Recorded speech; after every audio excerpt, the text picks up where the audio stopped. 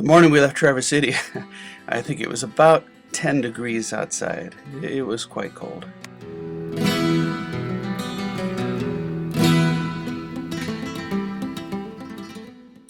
It was one of those mornings where they actually had to de-ice the wings on the airplane before we could take off. But we got up in the air rather quickly, and before you knew it, we were headed towards Florida for our jump over to the Bahamas.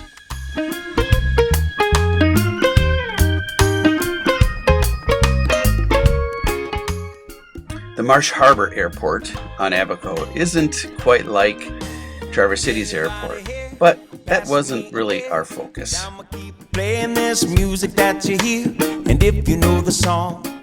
After a quick drink or two, we headed over to our beautiful accommodations and relaxed on the first day before getting ourselves prepped for the dive that was to take place on our first Sunday on Abaco. If you really want to know where you can find me, I'll be unwinding down in the islands, you should lose track of your timing. Mary and I both donned our suits, got ready for the dive, and found some of the most beautiful coral and sea creatures I think we've ever seen. Certainly, I think, in my personal humble opinion, the waters were clearer than our experience in Hawaii when we were diving there the previous year. Could anybody here pass me the rum, and we can find somebody who can play the steel drums? A day of diving, an evening out with family, and then Monday morning, watching the sunrise from our beach. And everybody's faded at the tiki bar tonight, and we are gonna dance to the rhythm of... On Monday, we took a small boat over to Guanakee and visited Nippers. You don't see the people or the craziness in January that you might come across during the peak season, but we still had a great time. Down in the islands, you should lose track of your timing. Grab a drink beside me. Down in the islands, you don't need no invitation, no. Whoa.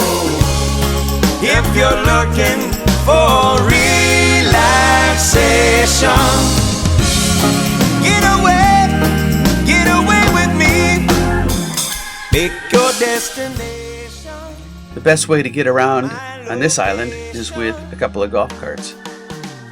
Guanakee is pretty narrow, you don't have very many cars.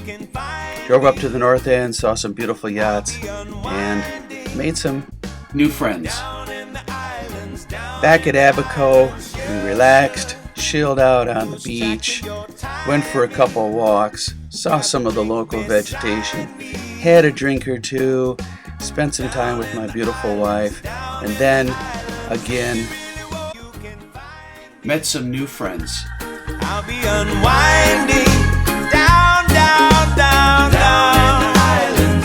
in the islands, you should lose track of your timing. Grab a drink beside me. I got up every morning waiting for the perfect sunrise, waiting for that opportunity to see the sun come over the horizon.